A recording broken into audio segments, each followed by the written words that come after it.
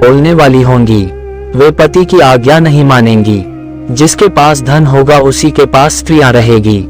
मनुष्यों का स्वभाव गधों जैसा दुस्सह, केवल गृहस्थी का भार ढोने वाला रह जाएगा।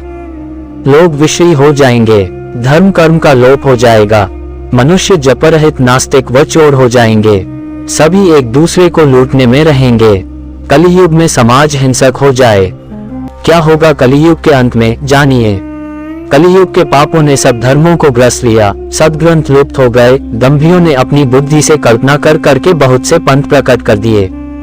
रामचरित मानस उत्तरकांड 97 क।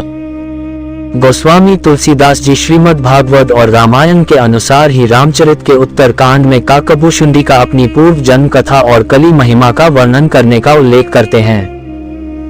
कई हजार वर्ष पूर्व भागवत में सुखदेव जी ने जिस बारीकी से और विस्तार के साथ कलयुग का वर्णन किया है वह हमारी आंखें खोलने के लिए काफी है। आज उसी वर्णन अनुसार ही घटनाएं घट रही है और आगे भी जो लिखा है वैसा ही घटेगा। कलियुग यानी काला युग, कलह क्लेश का युग, जिस युग में सभी के मन में असंतोष हो, सभी मानसिक रूप से दुखी हो, वह युग ही कलियुग है। इस युग में धर्म का सिर्फ 1/4 अंश ही रह जाता है। कलियुग का प्रारंभ 3102 ईसा पूर्व हुआ था। श्रीमद् भागवत पुराण और भविष्य पुराण में कलियुग के अंत का वर्णन मिलता है। कलियुग में भगवान कल्कि का अवतार होगा, जो पापियों का संहार करके फिर से सतयुग की स्थापना करेंगे। कलियुग के अंत और कल्कि अवतार के संबंध में अन्य पुराणों में भी इसका वर्णन मिलता है। कब होगा कलियुग का अंत? मनुष्य का 1 मास, पितरों का 1 दिन रात। मनुष्य का 1 वर्ष, देवता का 1 दिन रात। मनुष्य के 30 वर्ष, देवता का 1 मास। मनुष्य के 360 वर्ष, देवता का 1 वर्ष दिव्य वर्ष। मनुष्य के 4,32,000 वर्ष, देवताओं के 1200 दिव्य वर्ष अर्थात एक कलियुग। मनुष्य के 8,64,000 वर्ष, देवताओं के 2,400 दिव्य वर्ष अर्थात एक द्वापर युग। मनुष्य के 12,96,000 वर्ष, देवताओं के 3,600 दिव्य वर्ष अर्थात एक त्रेता युग। मनुष्य के 17,28,000 वर्ष अर्थात देवताओं के 4,800 दिव्य वर्ष अर्थात एक सतयुग। इस सब का कुल योग मानव के 43,20,000 वर्ष अर्थात 12,000 दिव्य वर्ष अर्थात एक महायुग या एक चतुर्युगी चक्र। सतयुग 4,800 दिव्य वर्ष, 17,28,000 सौर वर्ष। त्रेता युग 3,600 दिव्य वर्ष, 12,96,100 सौर वर्ष। द्वापर युग 2,400 दिव्य वर्ष, 8,64,000 सौर वर्ष। कलियुग 1,200 दिव्य वर्ष, 4,32,000 सौर वर्ष। इस मान से कलियुग का काल 4,32,000 साल लंबा चलेगा। अभी कलियुग का प्रथम चरण ही चल रहा।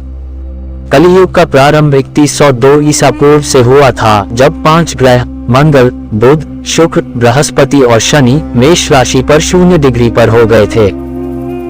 इसका मतलब 3102 जोड़ 2016 = 5118 वर्ष कलियुग के बीत चुके हैं और 4,26,882 वर्ष अभी बाकी है।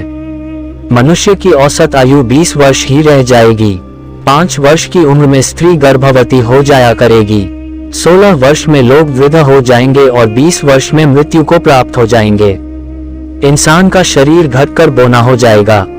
ब्रह्मवैवर्त पुराण में बताया गया है कि कलियुग में ऐसा समय भी आएगा जब इंसान की उम्र बहुत कम रह जाएगी, युवावस्था समाप्त हो जाएगी। कली के प्रभाव से प्राणियों के शरीर छोटे छोटे, क्षीण और रोगग्रस्त होने लगेंगे। श्रीमद् भागवत के 12 स्कंद में कलयुग के धर्म के अंतर्गत श्री सुखदेव जी परीक्षित जी से कहते हैं, ज्यों ज्यों घोर कलयुग आता जाएगा त्यों त्यों उत्तरोत्तर धर्म, सत्य, पवित्रता, क्षमा, दया, आयु, बल और स्मरण शक्ति का लोप होता जाएगा। अर्थात लोगों की आयु भी कम होती जाएगी जब कलिकाल बढ़ता चला जाएगा।